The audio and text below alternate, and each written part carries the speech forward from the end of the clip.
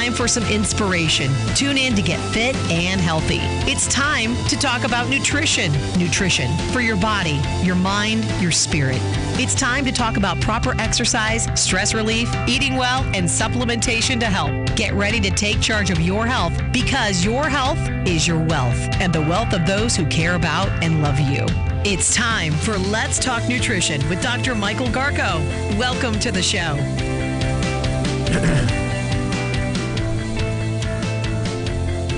And welcome to Let's Talk Nutrition. Thanks for stopping by today. Appreciate your visit for however long you stay, a minute, an hour, or two. We're delighted that you're there. Boy, the news is tough today. Tough stuff. Got a report on it, though.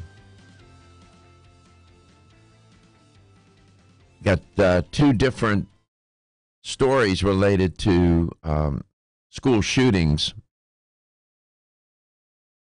You remember Sandy Hook, that tragedy. So apparently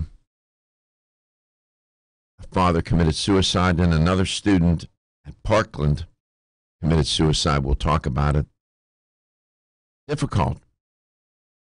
You know, it's when the incident is over, it's not over. It'll never be over for those families and all the people involved. It'll never be over.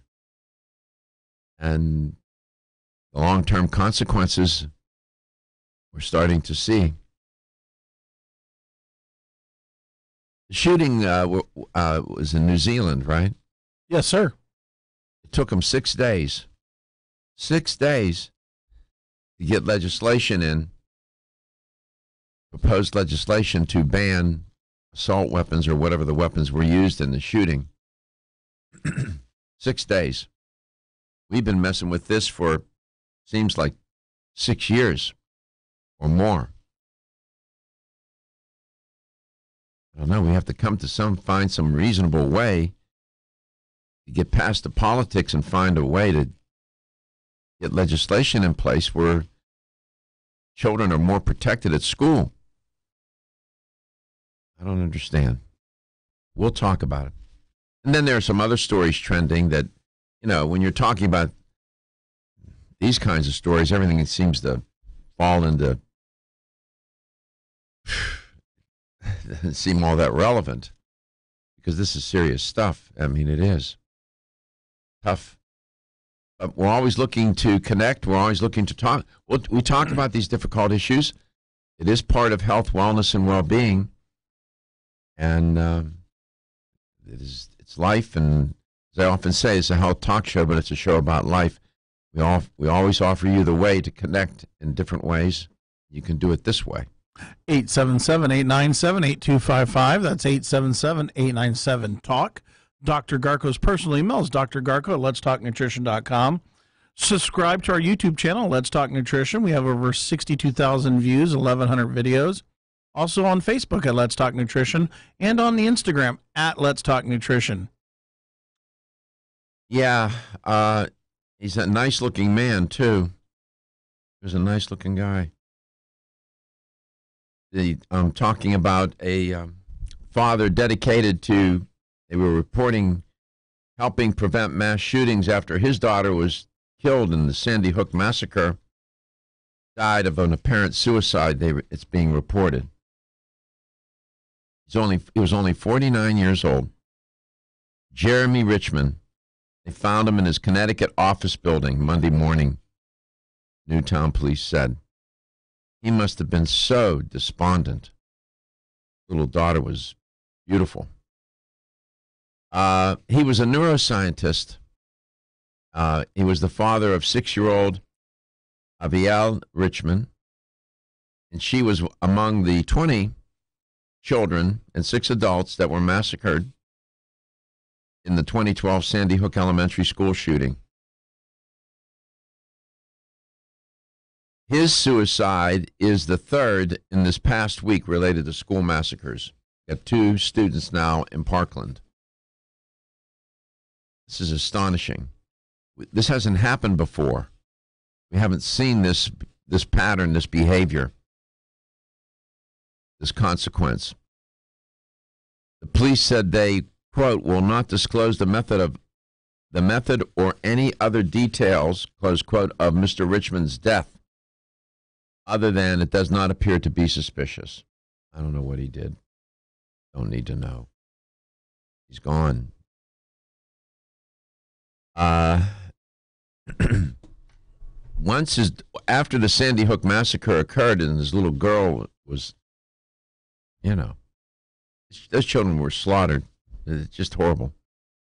He co-founded the Aviel Foundation. It's a nonprofit named after his daughter, and they focused on violence prevention through research and community engagement. Smart guy. He's a neuroscientist. He was a neuroscientist. And people at the foundation said that our hearts are shattered and our heads are struggling to comprehend. Of course. The foundation, they characterized Mr. Richmond as a, quote, champion father, close quote. That's pretty good. Husband and neuroscientist who was on a mission to, quote, help uncover the neurological underpinnings of violence, close quote, through the Aviel Foundation, which he started with his wife, Jennifer Hensel. I don't even know how that family is coping. I don't even know how to process it. I don't know what they're doing.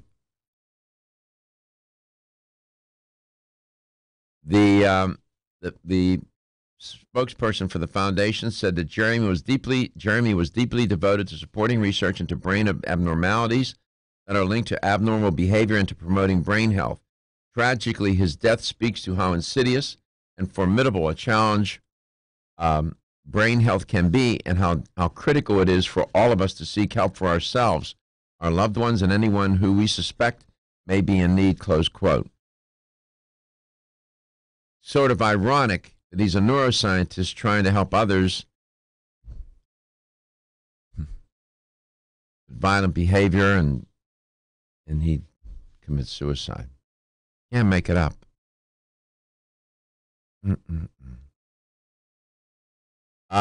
In Florida, turning our attention there now, the community of Parkland is now grieving 2 suicides only a year after the massacre. Again, we have not seen this pattern before. I don't recall reporting on this. I don't recall hearing it reported. In Florida, mourners are grieving the death of Sydney Ayeo, a 2018 graduate of Marjorie Stoneman Douglas High School, died by suicide. She survived the attack on Valentine's Day, 2018. It was on Valentine's Day, remember? Yes, sir. Killed 17 kids at the school in Parkland. She was a student. Miss Ayala was a student at Florida Atlantic. Suffered from survivor's guilt. My goodness. And was diagnosed with post-traumatic stress disorder. Her mom told various affiliates, CNN and others. It's difficult. I mean, difficult's an understatement. How do you process that? How do you find a place where you can get up every day and live your life and not be haunted by these terrible events and the memories, and your loved one is gone, your kid is killed, slaughtered? It's difficult. My nephew had survivor's guilt after he came back from Afghanistan. He ended up doing 4 tours over there.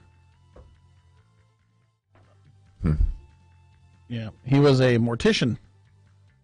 So it was... Ironically, he got to see the worst of the worst. The terrible things that can happen to a human body. When he came back, he ended up losing almost, I think it was like 60-something pounds. Yeah. We are human, after all, and we are vulnerable. Notwithstanding the strength of humans and the tenacity and all the wonderful things it is about human beings, we are vulnerable. This is so tragic. It's terrible. But we'll find our way. We'll find our way. We have to. We always do. There is a way.